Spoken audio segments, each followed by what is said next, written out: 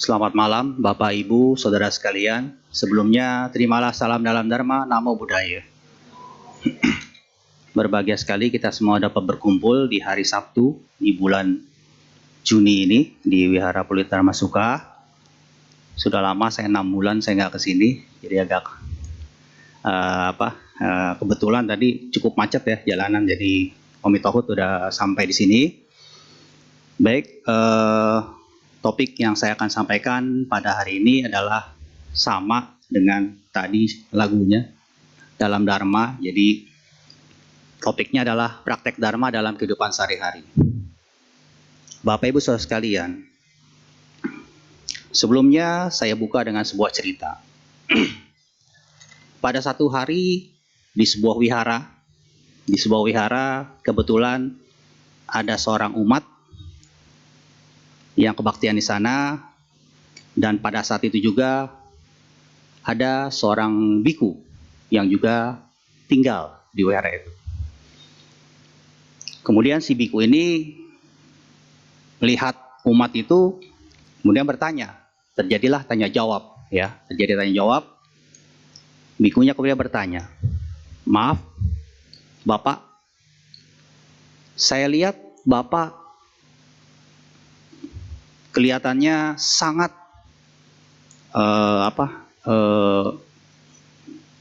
ketika bersembahyang itu kok sangat fokus gitu ya. Boleh tahu Pak, Bapak sudah di wihara ini berapa lama?"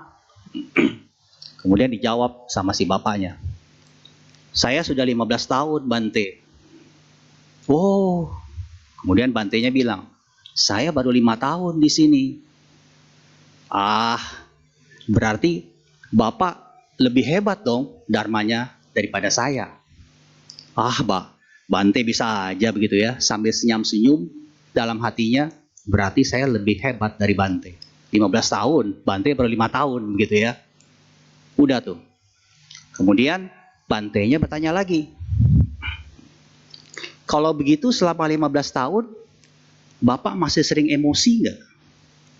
Dijawab sama si bapaknya, "Ya, namanya emosi, Bante. Kan kita umat biasa. Wajar dong kalau emosi begitu ya." Wah, Bantenya pikir, 15 tahun, tapi masih bisa marah-marah juga gitu ya. Agak bingung juga tuh. Ya sudahlah gitu ya. Kan Bantenya baru 5 tahun ya kan. Nggak tahu. Kebetulan pada saat itu ketemu gitu. Kemudian si Bantenya bertanya lagi, "Kalau begitu Bapak suka meditasi nggak?" Dijawab sama bapaknya, "Ya, meditasi sih bagus Bante. Tapi saya sampai sekarang belum bisa meditasi," begitu katanya. Aduh, 15 tahun kok belum bisa meditasi begitu ya. Ya sudah dah gitu ya. Kemudian si Bante bertanya lagi, "Saya lihat dahi Bapak kok agak hitam-hitam begitu ya. Kenapa, Pak?" "Oh, karena saya sering namaskara, Bante. Jadi kalau saya ke wihara, saya langsung namaskara. Bante siapapun, saya selalu namaskara." Gitu ya. "Kalau begitu Bapak tahu nggak arti namaskara?" "Nggak tahu, Bante." "Loh, jadi tadi Bapak masuk langsung namaskara? Itu kenapa?" "Ya itu refleks aja, Bante. Masuk pokoknya namaskara aja gitu ya." "Oh, ya sudah gitu ya. Udah nih, berarti Bapak nggak tahu yang artinya namaskara seperti apa?" "Nggak tahu."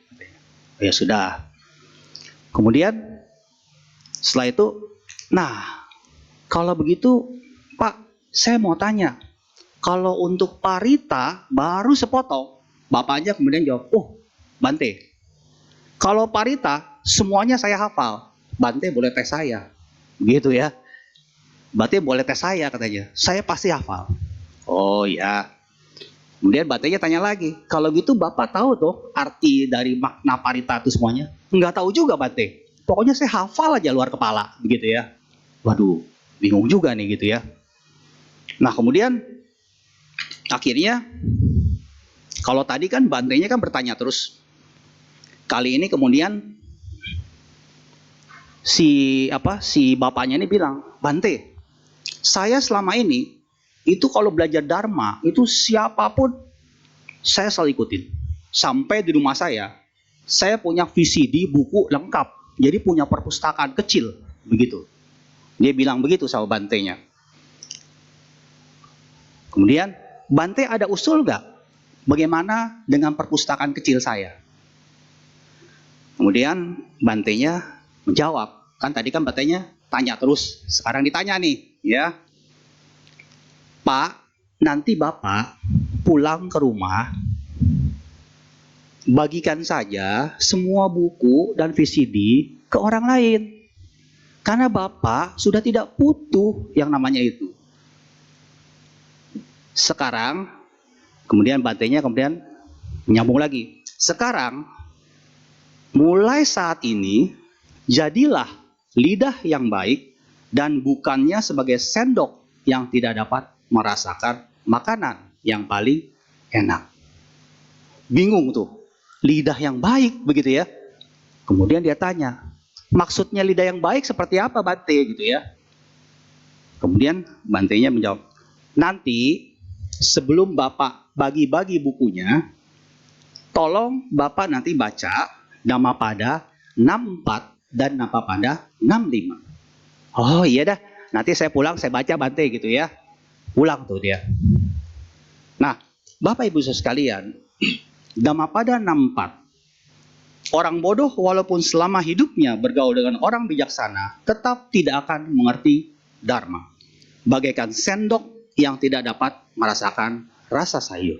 Dhammapada 64. Dhammapada 65, walaupun hanya sesaat saja orang pandai bergaul dengan orang bijaksana, namun dengan segera ia akan dapat mengerti Dharma, bagaikan lidah yang dapat merasakan rasa sayur. Dua ayat Dhammapada dari dua cerita yang berbeda, ya. Jadi kelihatannya bersambungan. Jadi kalau kita baca Dhammapada, kelihatannya tuh ayatnya bersambungan, tapi cerita di balik itu berbeda-beda. Ya, cerita yang mendasar itu bukannya bersambung gitu ya. Kalau kita nonton sinetron tuh kan bersambung tuh ya. Dhammapada yang 64 sama 65 kok bisa nyambung gitu ya? Iya, nyambung, tapi dasar munculnya ayat itu dari dua cerita yang berbeda. Ya. Kembali lagi. Jadi, Bapak Ibu sekalian, kalau lidah tentunya kan bisa merasakan rasa sayur, ya. Kita tahu rasa sayur itu asin, manis, ya. Terlalu pedas, semuanya lidah yang dapat merasakan. Tapi kalau namanya sendok, bisa nggak? Nggak bisa. Ya, sendok yang paling mahal sekalipun tidak bisa merasakan rasa sayur. Pernah lihat begitu sendok dimasukin kemudian dia ngomong gitu ya, manis nih gitu ya kan? Enggak. Sendok kalau kita masukin udah nggak pernah menolak, dia panas pun dia masuk gitu ya. Nggak pernah kita lihat sayur panas, sendoknya datang mau masuk, sendoknya melewat gitu ya, nggak mau masuk kan? Enggak. Sendok ya seperti sendok seperti itu. Tapi yang namanya lidah itu beda, ya. Jadi dalam hal ini, ya, Bante tadi menyarankan, ya, agar kita menjadi lidah yang baik. Seperti apa yang lidah yang baik itu? Ya tadi dapat merasakan sayur. Dalam hal ini adalah bagaimana ketika kita dalam melakukan pekerjaan kita sehari-hari, mempraktekkan Dharma adalah bagaimana kita bisa melakukan praktek yang benar. Bapak Ibu sekalian, berdana itu bagus. Tapi apakah bisa disebut sebagai praktek Dharma? Belum tentu. Ya. Berdana itu baik, tapi belum tentu bisa disebut praktek Dharma. Ya. Kenapa? Karena pada dasarnya praktek Dharma ini adalah sebuah praktek Dharma yang bisa di mana di situ tidak ada keinginan, ya, tidak ada, bisa menghilangkan loba, dosa, dan moha, dan mencapai kebahagiaan. Ya, itu praktek Dharma. Ya, jadi kalau kita berdana, tapi masih ada rasa keserakahan, belum bisa disebut praktek Dharma. Tapi baik nggak? Baik, ya, baik. Ya. Jadi terlepas dari dana itu, oh saya mau terkenal atau apapun, berdana itu baik. Ya, bukannya tidak baik, baik. Tapi karena motivasinya berbeda, nah ini yang mendasari kita, jadi karma itu bisa berbeda. Ya. Jadi sebenarnya Yang diajarkan oleh Buddha adalah bagaimana kita bisa belajar teori, kemudian praktek, kemudian menganalisa. Jadi teori, praktek, analisa. Itu sebenarnya yang harus kita lakukan setiap hari. Setiap saat kita melakukan sesuatu. Ya. Karena tanpa itu kita nggak tahu. Ya. Tanpa itu kita nggak tahu. Ya. Bapak Ibu Saudara, saya kebetulan bekerja di perusahaan IT. Saya mengeluarkan software. Ya. Salah satunya membuat program. Ya, buat program. Kebetulan saya programmer. Kalau udah jadi, bagaimana kita tahu program itu bagus? Mesti diapain? Ya mesti dites gitu ya. Mesti dites. Tesnya sama siapa? Ya sama user. Nggak bisa dengan ini, kamu tes ya.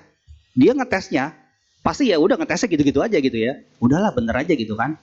Tapi kalau sama user, dilempar nih, pasti banyak masalah gitu ya. Banyak masalah tuh. Ntar inilah, ntar itulah. Kok kita nggak ketemu ya waktu itu ya? Ya karena kita nyobanya nggak ini. Sedangkan kalau si user nyobanya, kok digini-gini kok error gitu ya?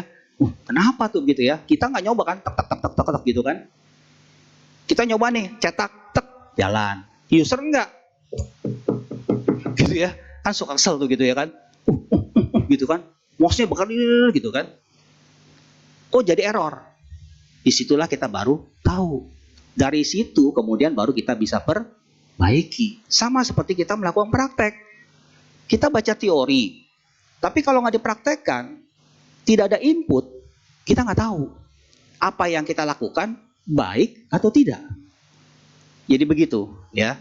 Nah, Bapak Ibu Saudara sekalian, dalam melakukan praktek ini, semakin lama ya semakin harus ya sering.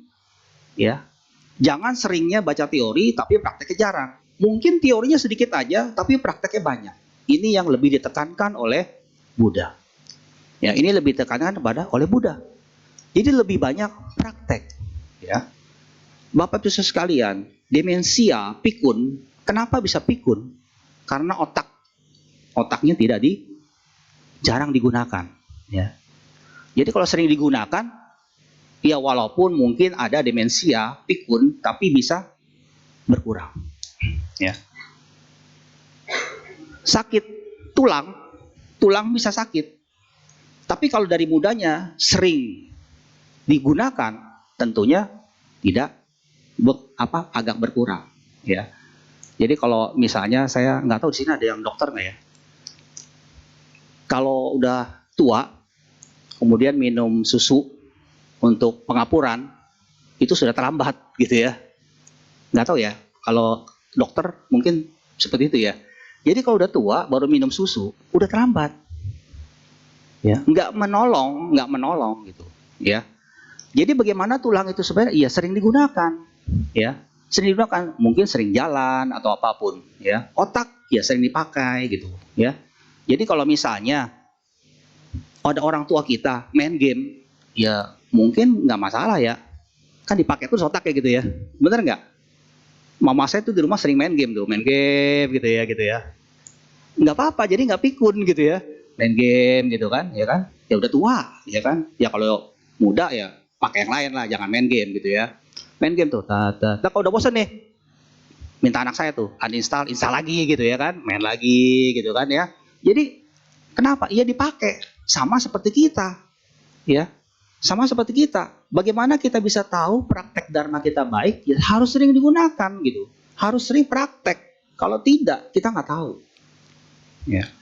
Dan kalau ada inputan, ya kita lihat, oh itu benar atau enggak, gitu ya. Oh iya benar, ya sudah. Oh dia salah, ya salah kita perbaiki. Ya. Nah jadi, Bapak Ibu sekalian, ingat, praktek dharma yang baik adalah di mana dalam kita melakukan praktek tidak ada unsur loba, dosa, moha, dan mencapai kebahagiaan. Ya sama tadi seperti dana. Habis dana kemudian cemberut. Ya bukan praktek namanya gitu kan. Habis dana, aduh kegedean tadi gitu ya. Salah ngambil tadi gitu ya.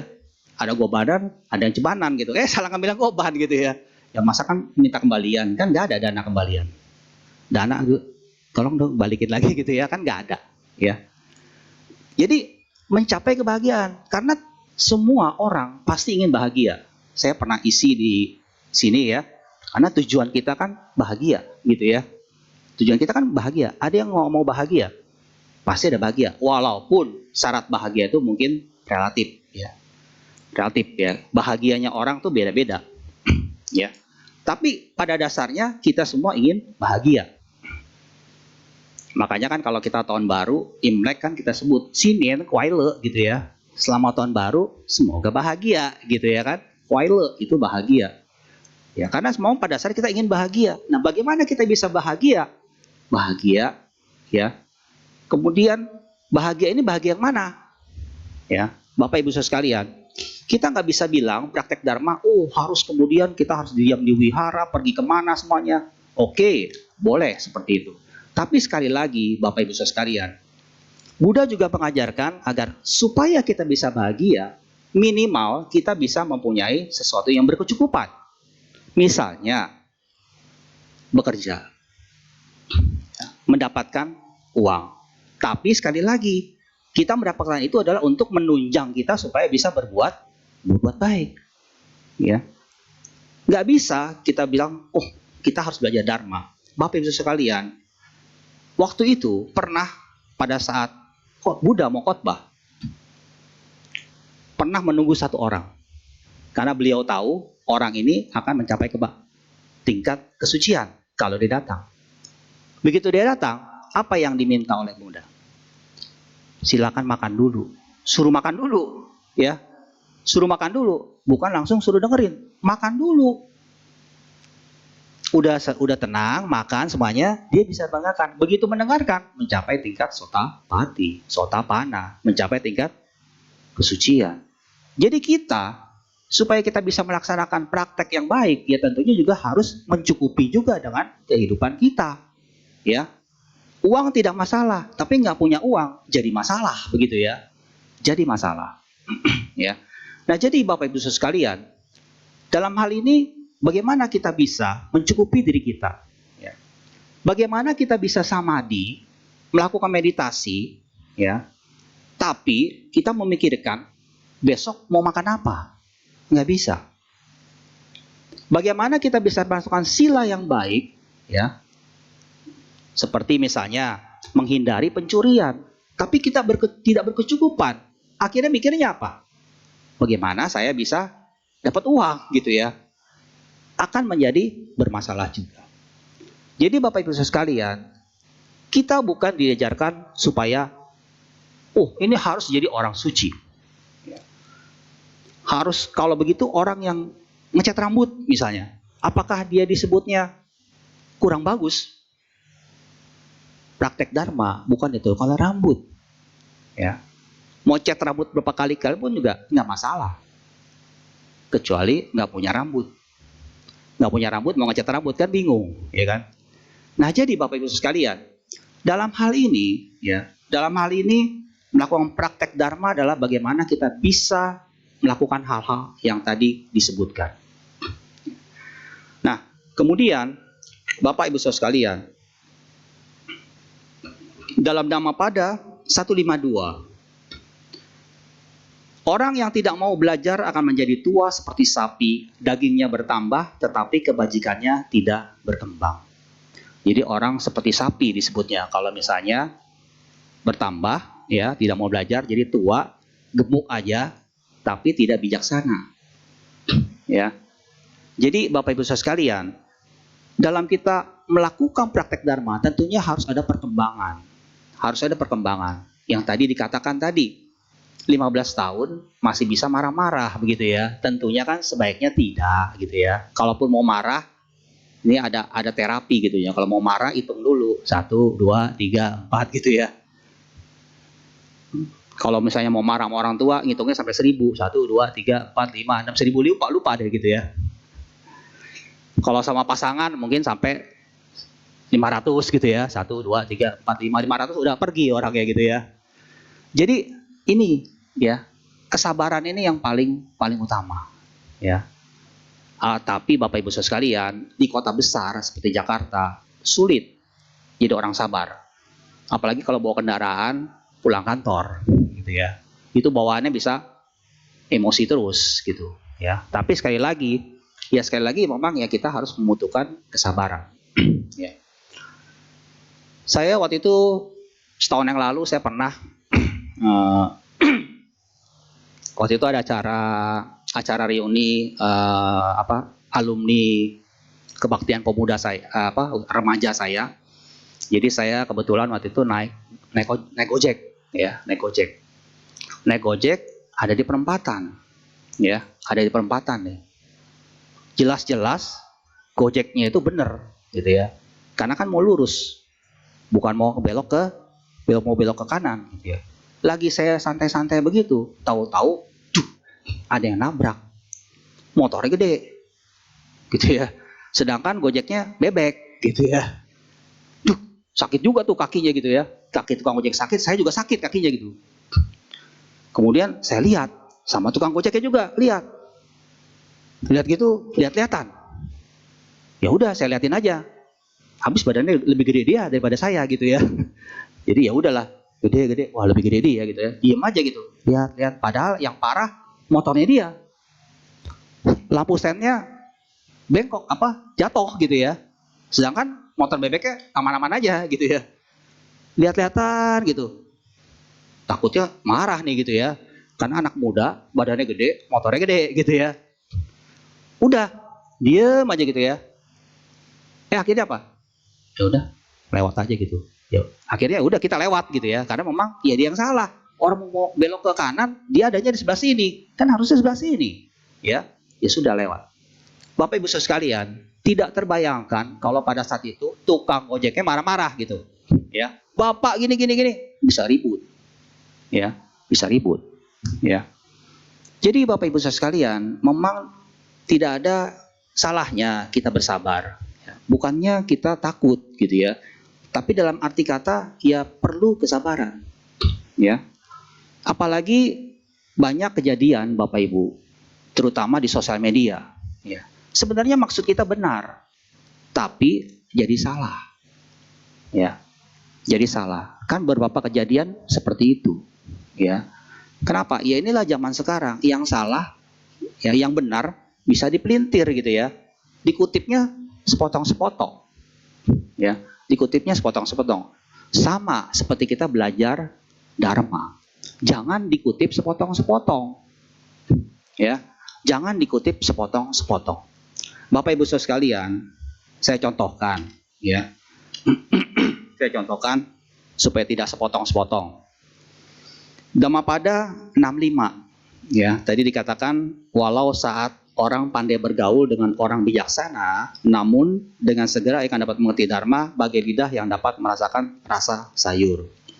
Bapak Ibu sekalian, cerita ini ya, ayat ini lahir dari sebuah cerita. Pada satu hari ada 30 pemuda. 30 pemuda yang demen clubbing. Kalau zaman sekarang clubbing gitu ya, demen clubbing ya. Jadi pada saat dia clubbing, ya 30 pemuda ini mengundang seorang wanita, ya. Dan kebetulan pas pagi-pagi, karena namanya lagi clubbing gitu ya, lagi berfoya-foya, itu 30 pemudanya nggak sadar. Si wanitanya ngambil harta 30 pemuda itu, ya. Mungkin ngambil duitnya, ngambil apa gitu ya, ngambil kabur. Ya, pagi-pagi baru sadar, ya, baru sadar kemudian apa? Akhirnya apa? 30-30-nya mengejar si wanita. Pada saat mereka mengejar, bertemulah mereka ber-30 itu dengan Buddha. Kemudian akhirnya apa? Buddha menjelaskan, menerangkan, akhirnya apa? Mereka 30-30-nya dibawa ke wihara. Diberikan khotbah. Tidak lama kemudian mencapai tingkat kesucian. Bayangkan Bapak Ibu sekalian, 30 pemuda yang suka clubbing diberikan ceramah sehari sampai tingkat kesucian. Itulah hebatnya kalau lahir di zaman Buddha. Kalau kita belum tentu gitu ya, belum tentu. Nah, jadi Bapak Ibu sekalian, inilah kenapa lahir kalau orang memang ya bergaul dengan orang bijaksana dan memang dia mencapai tingkat ya dia lebih mengerti. Bapak Ibu saudara sekalian, dalam kali ini jangan kita letterlock gitu ya. Kemudian apa? Oh, berarti kita boleh menjadi orang yang berbuat salah, foya-foya dan lain-lain. Toh nanti kan juga saatnya udah tua, kita bisa bertobat gitu ya. Kan ceritanya gitu tuh. 30 pemuda ketemu Buddha, ya, ketemu Buddha, diberikan khotbah, mencapai tingkat sucian. Iya, kalau ketemu Buddha. Kan kita kan ketemu Buddha, ya. Kan kita nggak ketemu Buddha. Buddha itu adalah orang yang sangat istimewa, ya. Beliau tahu bagaimana menyampaikan khotbah. Beliau tahu bagaimana supaya orang ini mencapai tingkat kesucian. Jadi beda-beda, ya. Jadi beda-beda, ya. Beda dengan kita. Ya saya nggak tahu. Ini gimana ya saya ya kasih nasihatnya. Nggak tahu, ya. Buddha ini seorang yang psikolog gitu ya. Jadi kalau lihat, oh ya, saya mesti pakai ini nih, gitu ya. Supaya orang ini apa? Mencapai tingkat kesucian gitu, ya. Inilah istimewanya lahir di zaman Buddha, ya.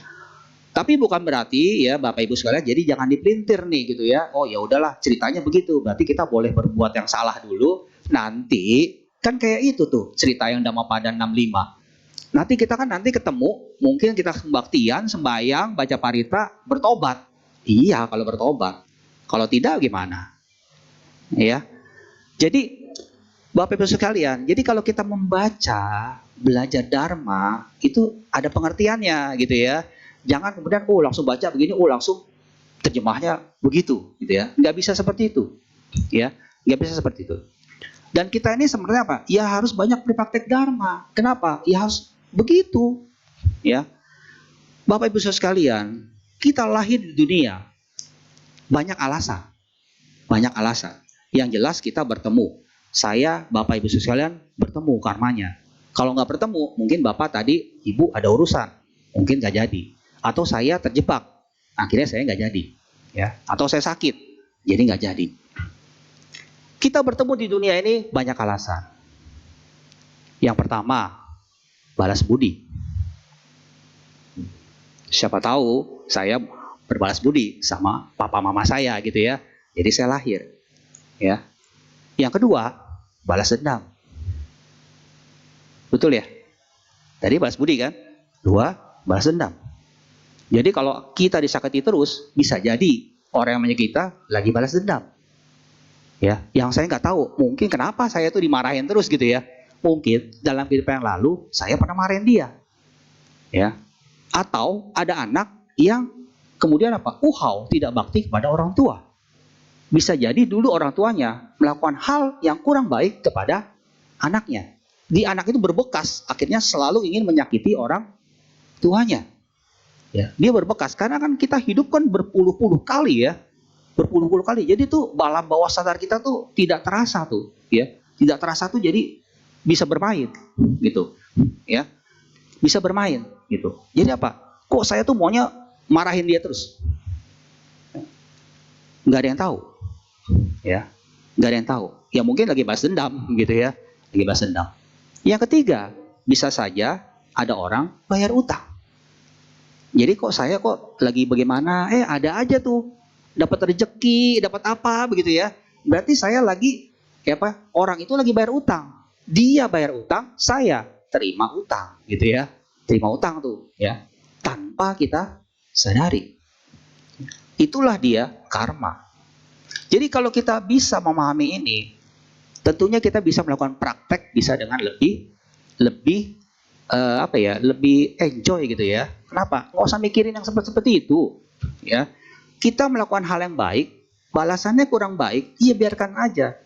Kita tetap berpraktek dharma. Yang penting saya tidak ada loba, dosa, moha. Saya nggak benci kok sama dia. Ya, saya nggak ada keserakahan. Ya, saya tidak ada kebodohan batin. Karena saya ingin bahagia. Itu kuncinya. Ya, itu kuncinya kalau kita mau bahagia. Ya. Kalau di dalam Mahayana, ya, dalam Mahayana ada yang namanya Amitabha Sutra, ya, Amitabha Sutra. Jadi percaya kalau membacakan mengucapkan nama Amitabha Buddha, ya, akan lahir di sorga Sukawati, sorga kebahagiaan, ya, di Mahayana, Ya, Bapak Ibu Saudara sekalian, Mahayana itu maha besar, yana itu kereta, jadi kereta besar. Jadi kalau mau suci, sucinya bareng-bareng, gitu ya. Jadi saya nggak mau suci sendirian. Jadi saya mesti ngajak orang supaya mau ikut saya, bisa bareng-bareng mencapai nirwana, mencapai kebahagiaan. Kalau Theravada kereta kecil, Hinayana tadinya ya, Hinayana jadi Theravada, kereta kecil. Jadi kalau saya mencapai tingkat sucian, ya udah saya sendiri aja, gitu, ya, saya sendiri, ya. Nah ini konsep ini yang kemudian diambil di salah satu religion ya, religion saya nggak mengucapkan di sini, yaitu diambil konsepnya konsep Mahayana. Jadi kalau mau ini saya harus ngajak orang, gitu. Saya harus ngajak orang supaya saya dapat pahala, supaya kita sama-sama ke surga. Diambil tuh konsepnya tuh, konsep Mahayana tuh, ya. Nah jadi kembali lagi, jadi orang itu mengucapkan itu Amitabha, Omitohut, gitu ya, supaya mencapai tingkat kesucian. Tapi apakah cukup mengucapkan Amitabha? Ya enggak. Apakah kita cukup cuman puja bakti? Ya enggak, ya. Sekali lagi puja bakti dan itu hanya supaya kita lebih fokus, ya, menata sila kita, itu, ya. Dari sila baru kita bisa jadi samadhi. Sila samadhi baru kita bisa mencapai kebijaksanaan. Tanpa itu ya nggak ada. Ya jadi agama Buddha juga mengajarkan sebuah proses. Ya prosesnya itu nggak bisa langsung suci, nggak bisa. Ya, harus lewat tahapan demi tahapan. Sama seperti yang tadi, ya, jual program. Kalau begitu, bagaimana kita bisa supaya apapun yang kita laksanakan, supaya kita selalu tidak keluar dari rel. Bagaimana supaya kita tidak keluar dari rel? Ya itulah kuncinya adalah bagaimana kita bisa melaksanakan sila dulu yang pertama. Ada 5 sila untuk yang umat awam ya, Pancasila ya. Nanti kalau udah biasanya ada di 8 sila, kemudian nanti Samanera ada lagi. Nah itu banyak silanya. Nah sebenarnya sila itu melatih kita supaya supaya apa? Supaya benar dulu gitu ya, secara tindakannya, etikanya, moralnya itu sebenarnya supaya seperti itu. Ya. Berkecukupan. Bapak Ibu sekalian, kalau dalam salah satu latihan di Samanera itu ada kalau misalnya kalau makan nggak boleh bolak-balik. Kalau nuang makan dia nggak boleh bolak-balik. Itu kan bisa kita latih gitu ya. Ada yang bisa kita ambil. Kan biasanya kan orang kalau makan, enak tuh, nambah lagi, enak nambah lagi gitu ya. Nggak bisa. Ya udah kalau udah nyendok, makanannya enak, ya udah gitu ya. Udah segitu, ya habisin. Ya, itu latihan tuh, ya. Latihan. Jadi nggak boleh bolak-balik, jadi melatih kita berkecukupan.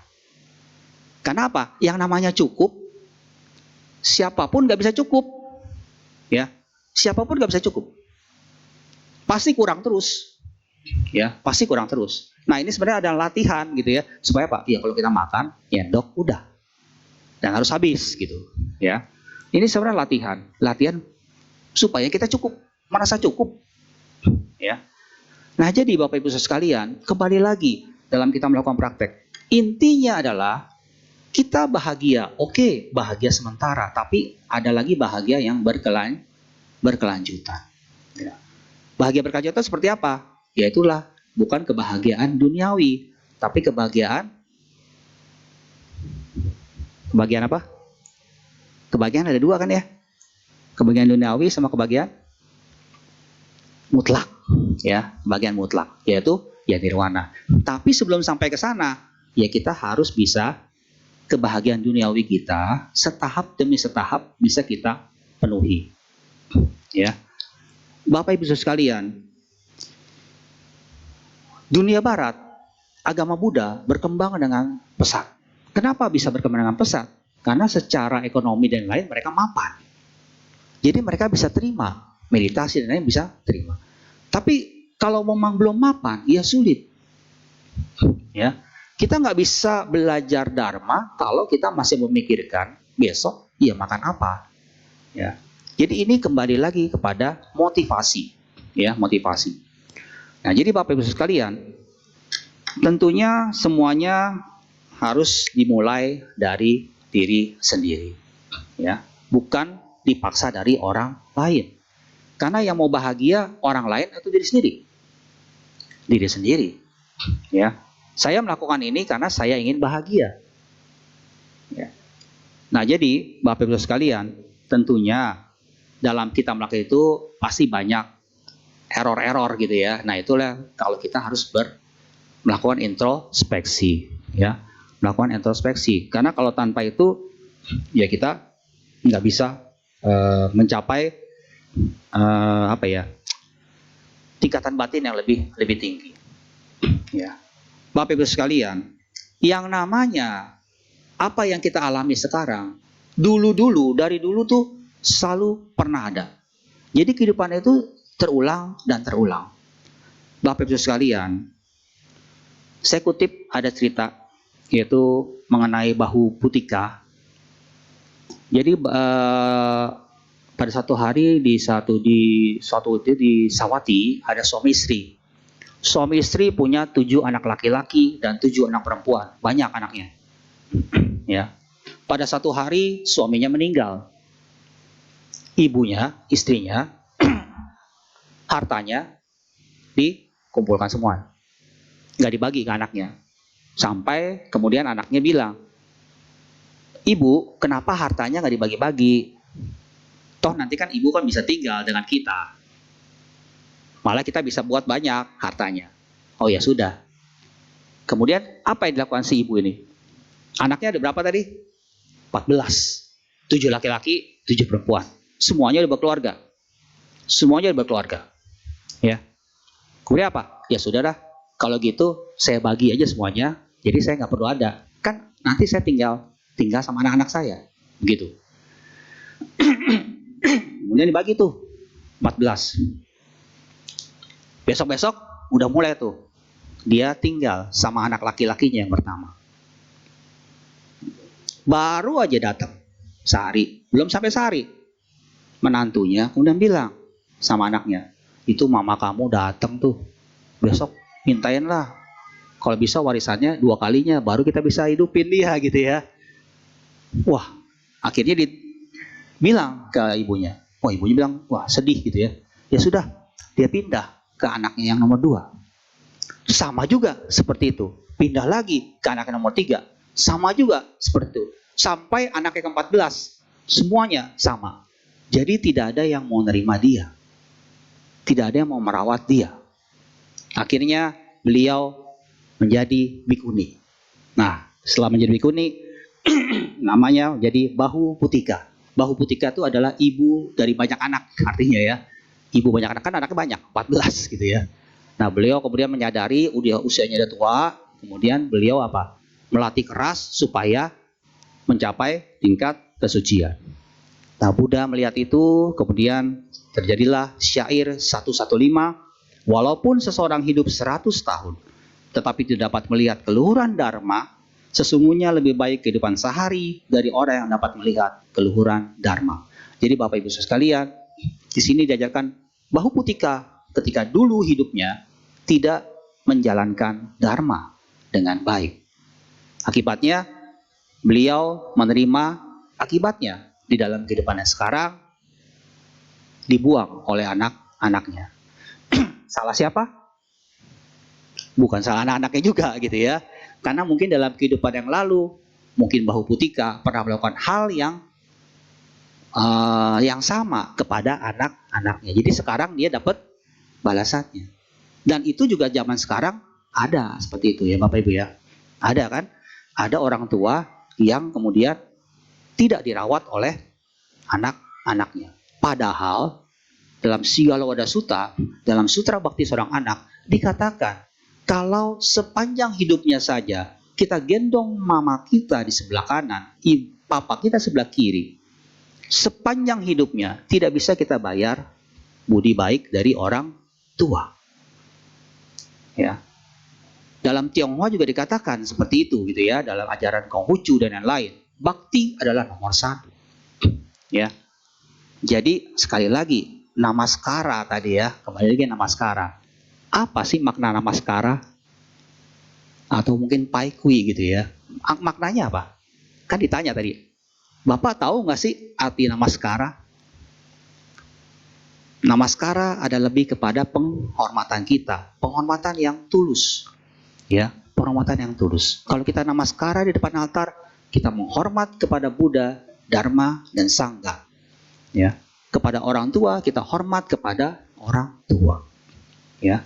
Jadi Bapak Ibu Saudara sekalian, namaskara atau paiku ini melatih kita supaya kita bisa belajar menghormati, ya, belajar menghormati. Ya. Jadi Bapak Ibu sekalian, tentunya tidak ada sesuatu yang sempurna, ya, tidak ada sesuatu yang sempurna.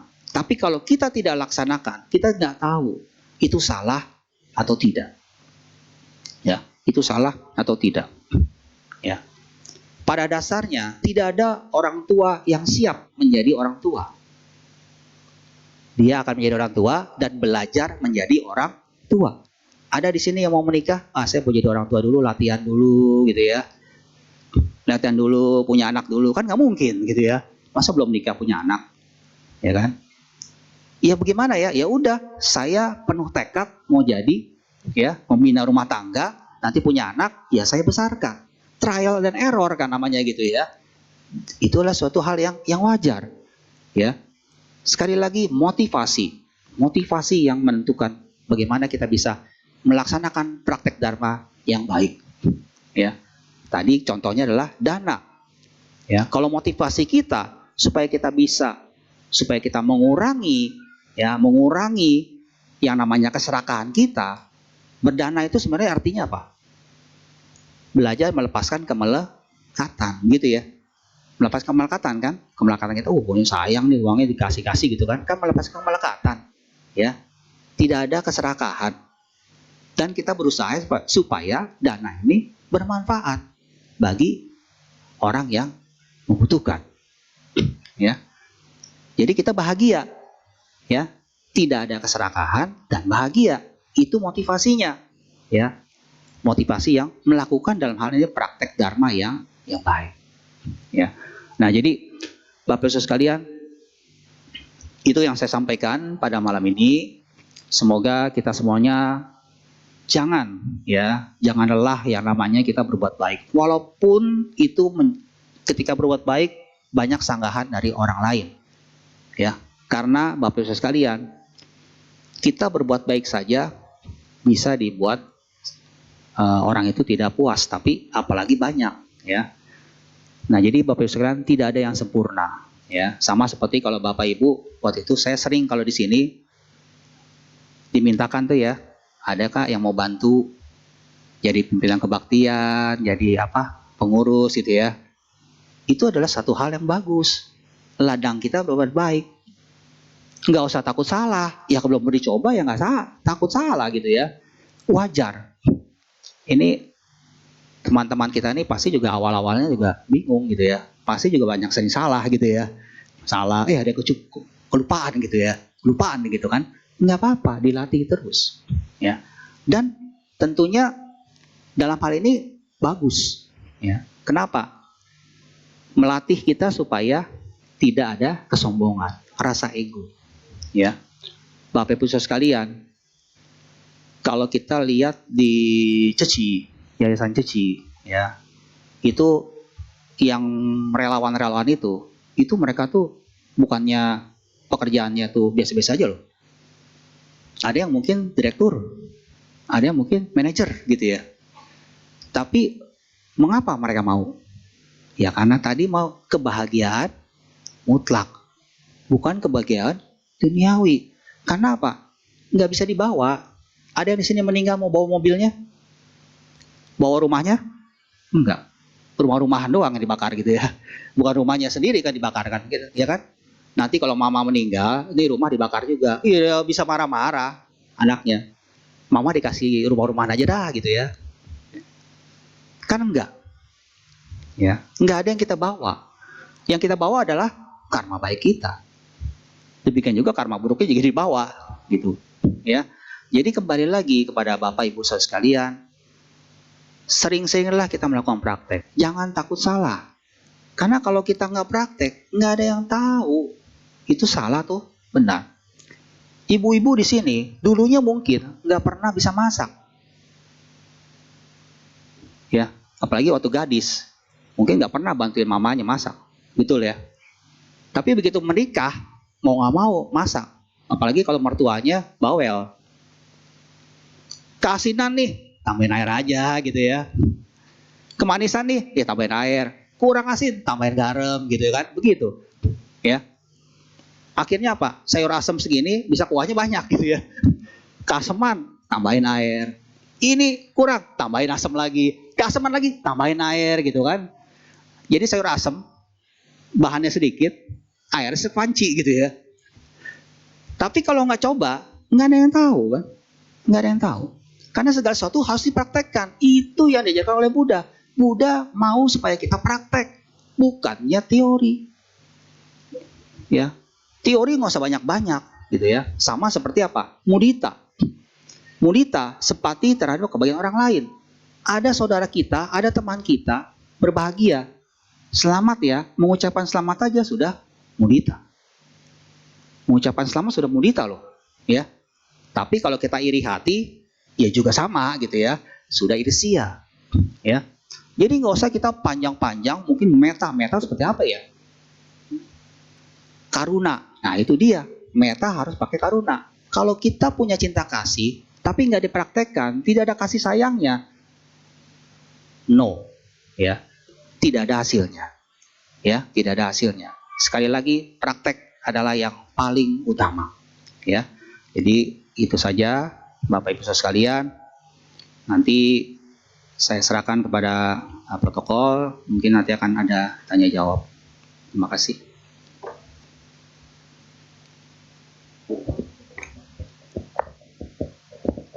Baik, demikian Dhammadesana yang sudah kita simak bersama-sama. Ada waktu kita isi dengan tanya jawab ya, Romo ya? Boleh ya? Oke. Nah, Bapak Ibu sekalian, bila ada pertanyaan boleh menulis di kertas yang ada di belakang bangku Bapak Ibu sekalian. Sambil menunggu pertanyaan masuk, mari bersama-sama kita nyanyikan satu buah lagu.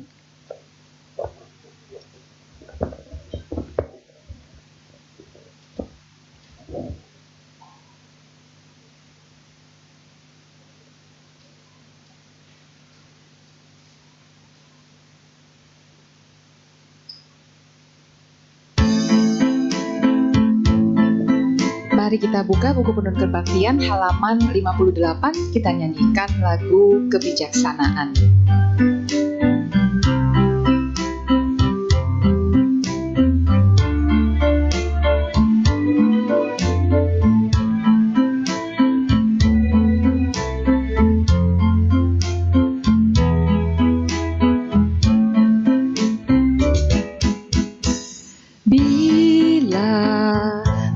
Gitar ditarik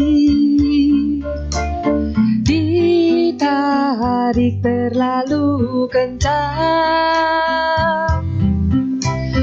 maka talinya kan putus atau bunyinya kan hilang. Lenyaplah suara dari lagu yang merdu. Bila tali gitar dikendurkan sampai kendur sekali, maka bunyinya kan sumbang atau suaranya kan hilang. Lenyaplah lagu yang merdu. Bila kau inginkan suara yang merdu, jangan kau tarik terlalu kencang. Jangan pula kau kendurkan terlalu kendur.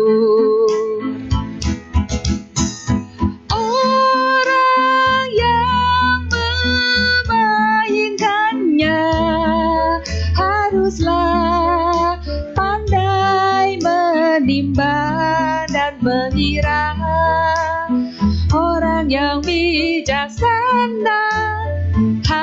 dapat kendalikan hawa nafsu diri sendiri.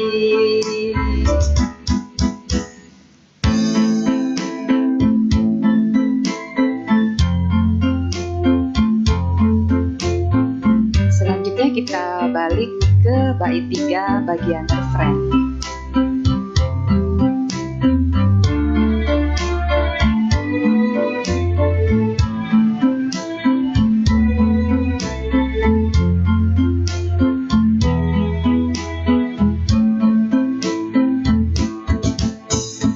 Bila kau inginkan suara yang merdu, jangan kau tarik terlalu kencang. Jangan pula kau kendurkan terlalu kendur. Orang yang memainkannya haruslah pandai menimbang dan mengira. Orang yang bijaksana harus dapat kendalikan hawa nafsu diri sendiri.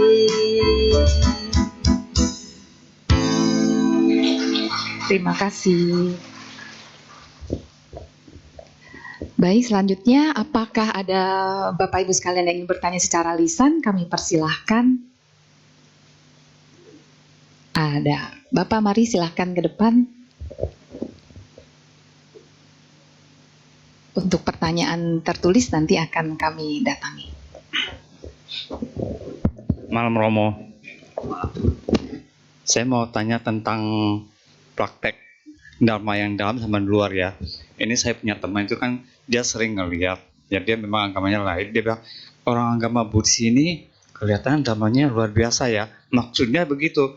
Setiap kali kalau ikut ngeliat di wihara, kalau ada bantai apa itu ya, mereka itu borong-borong sama-sama datang ke situ, terus mereka itu berdana ya, menghormatin ya. Terus dia bilang dia praktek dhamma begini, tapi di rumah pernah gak dia kasih dana ke orang tua, menghormatin sama orang tua? Padahal itu praktek kan lebih mendalam. Jadi kalau menurut Romo gimana itu pandangan Romo?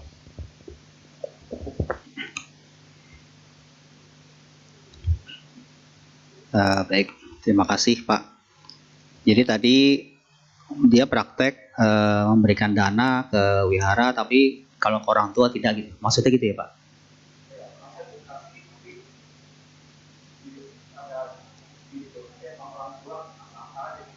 Oh ya. Ya, jadi Bapak Ibu sekalian, tentunya sekali lagi yang paling diutamakan oleh Buddha adalah bagaimana kita bisa mempraktek Dharma ini. Tentunya bukan kita harus diwihara gitu ya.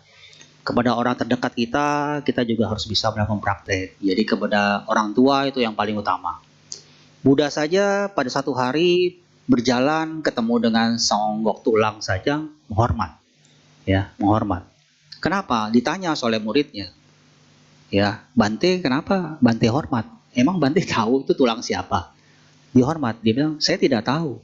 Tapi mungkin saja tulang ini pernah jadi leluhur saya dalam kehidupan yang lalu.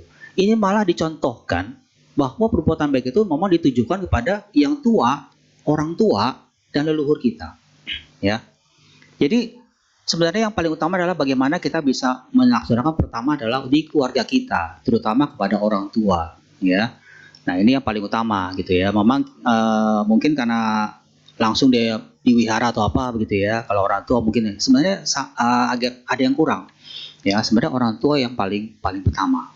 Ya sama seperti kalau Bapak Ibu saudara sekalian. Kalau di tahun baru Imlek itu kan ada kita kasih angpau ya. Kasih angpau itu. Angpau itu kan bisa jadi untuk orang yang muda, bisa jadi untuk orang yang tua. Ya. Pengertiannya tuh dulu itu zaman dulu yang namanya praktek angpau itu belum ada. Ya berarti belum ada ya. Tapi dulu ada yang namanya ya sui. Sui itu pengertiannya bisa bencana ya, bisa menghilangkan bencana, tapi sui-nya itu bisa jadi umur. Jadi kalau kita berikan angpau ke yang muda, semoga yang muda ini segala bencana lenyap. Ya sui gitu ya, lenyap. Tapi kalau kita berikannya kepada yang tua, ya sui-nya itu semoga panjang umur. Semoga panjang umur gitu ya. Jadi yang paling utama memang adalah supaya kita terhadap orang tua. Sama seperti kalau kita namaskara gitu ya. Kalau kita namaskara di wihara, tapi kita tidak pernah namaskara sama orang tua, kan ada yang aneh. Seperti tadi si Bante tanya, 15 tahun tapi masih bisa marah-marah gitu kan. Mau garuk kepala, gak ada rambutnya gitu ya. Nah, jadi tentunya adalah kalau kita mau berubah, ya berubahlah dari diri sendiri. Yang paling utama adalah ya kepada orang tua dulu, orang tua dan kepada keluarga kita. Ya, nggak salah kalau kita ke wihara atau apa, itu nggak salah gitu ya. Tapi sekali lagi coba dipraktekkan juga di dalam kehidupan sehari-hari. Ya di rumah kan paling sering. Ya di rumah kan paling sering. Kalau ke wihara, kita tuh mungkin kalau ke wihara paling seminggu sekali gitu ya. Atau mungkin seminggu berapa kali. Tapi kan di rumah kan ketemu terus. Ya, jadi mungkin kepada teman bapak tadi ya, ya kalau memang itu diberikan pengertian juga kalau yang namanya kita memberikan dana itu ya berikan dana supaya apa ya, supaya dana itu apa ya, kita bahagia ya, orang tua kan bahagia juga ya, orang tua kan bahagia juga ya kan, walaupun cuma dikasih sedikit ya, karena masalahnya bukan masalah itunya tapi masalah penghormatannya ya. Tentunya Bapak Ibu Saudara sekalian tidak mau dalam kehidupan kita seperti Bahu Butika ceritanya tadi gitu ya. Jangan sampai seperti Bahu Butika punya anak 14 tapi 14-14-nya enggak ada yang mau menghormati dia. Ya, kita maunya ya baiklah gitu ya. Tapi Bahu Butika kenapa begitu? Ya itulah dia karmanya beliau seperti itu ya. Jadi sekali lagi, kembali lagi supaya kita melakukan praktek dharma itu bukan hanya di wihara atau mungkin pergi ke India gitu ya, pergi ke Nepal gitu kan, bukan itu gitu ya. Terus bermeditasi, ya bermeditasi tapi silanya kurang baik, ya nggak mendukung ya. Terutama apa, sila terhadap ya orang tuanya masih marah-marah gitu sama orang tua ya kan. Ya kan namanya udah tua ya kan, ya kita nggak bisa ya. Mungkin saya bisa lebih parah dibandingkan orang tua saya yang sekarang gitu ya. Mungkin orang tua saya sekarang nih agak tuli gitu ya. Mama saya kan sebelah kanan doang bisa dengar, sebelah kiri enggak. Jadi kalau ngomong mesti begitu gitu ngomongnya gitu ya. Malah kalau enggak pakai WA. Kebetulan mama saya punya WA. Jadi ya tulisnya dikit WA gitu. Baca. Oh iya gitu ya. Habis kalau ngomong jadi ntar bisa ini gitu ya kan. Gitu kan ya. Nah ya begitu ya, kita hadapi orang tua ya memang nggak bisa kita marah-marah. Kenapa? Suatu saat kita jadi orang tua ya, kita marah orang tua, nanti kita jadi tua bagaimana?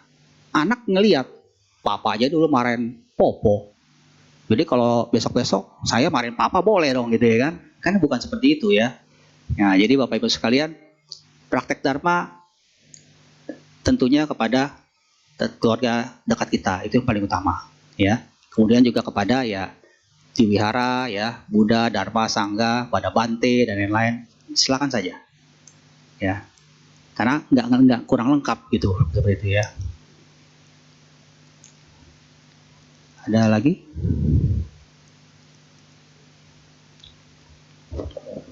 Demikian pertanyaan lisan yang sudah dijawab oleh Romo. Apakah ada yang ingin bertanya lagi secara lisan? Oke, bila tidak ada, Romo di sini ada satu pertanyaan, saya bacakan. Oke, malam Romo, menyangkut syair Dhammapada tadi, saya ingin bertanya terkait orang bodoh dan bijaksana. Di Buddhis, apakah ada dijelaskan apa yang membedakan orang sudah bijaksana? Apa ada hubungannya dengan biologi, karma, atau apa? Kemudian apa yang membuat orang menjadi bijak atau bijaksana?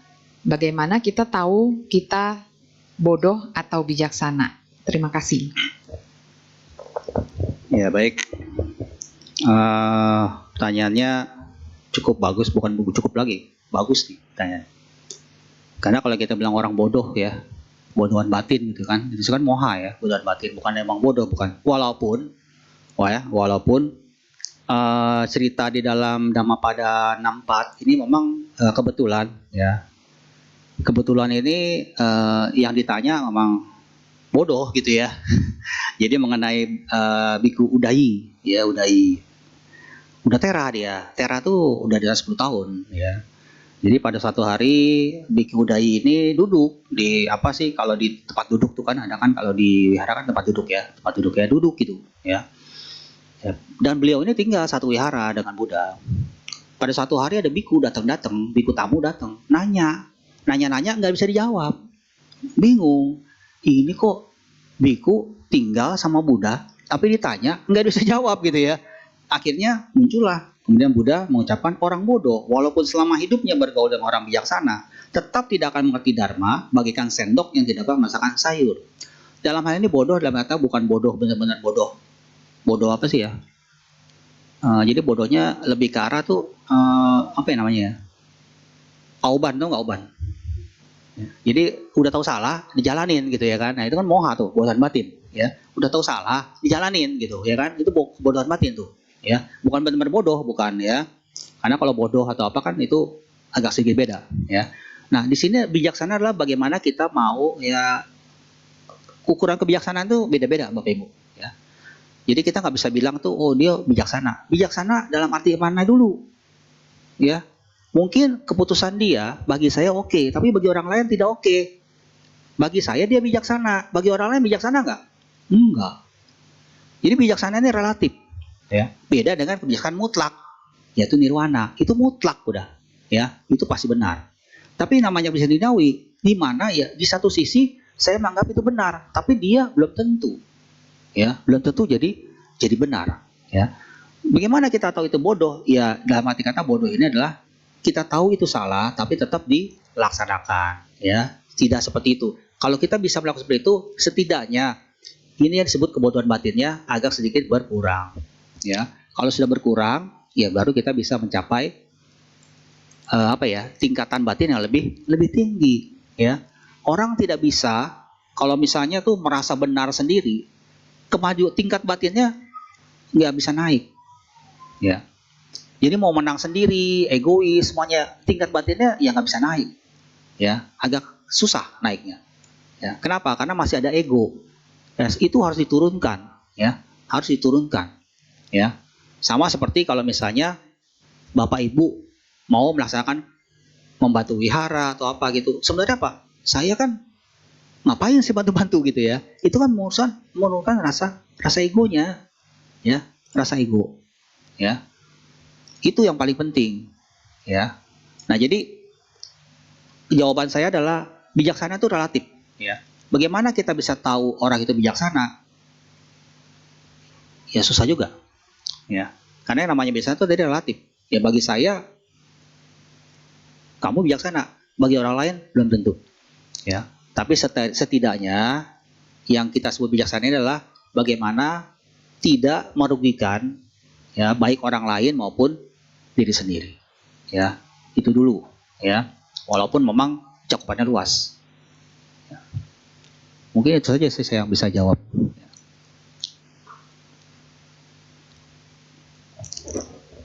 Demikian jawaban dari Romo. Apakah yang bertanya ingin bertanya kembali atau memberi tanggapan? Atau cukup jelas ya? Oke, terima kasih. Baik Romo, sepertinya sampai di sini Dhammadesana dan tanya jawab. Sebelum tutup mungkin Romo ada sedikit kata penutup? Ya, jadi Bapak Ibu sekalian, kesimpulannya adalah hidup ini singkat. Tidak ada yang tahu kita kapan akan pergi. Ya. Karena itulah kita belajar Dharma bukan hanya secara teori, tapi juga harus dipraktekkan. Prakteknya seperti apa? Di mana praktek Dharmanya adalah bisa menghilangkan loba, dosa, dan moha, serta mencapai kebahagiaan. Karena pada dasarnya, kebahagiaan yang paling utama adalah kebahagiaan yang berkesinambungan, yaitu kebahagiaan yang kita bawa dalam kehidupan ini. Itu kesimpulannya pada hari ini. Sebelum ditutup, marilah kita semua bersikap anjali.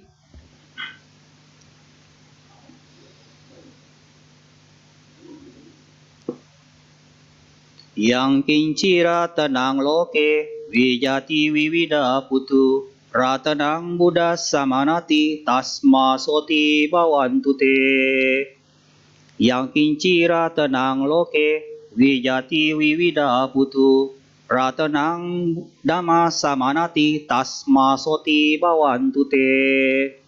Yang kincira tenang loke, wijati wiwida putu, ratanang sangga samanati, tasma soti bawantute.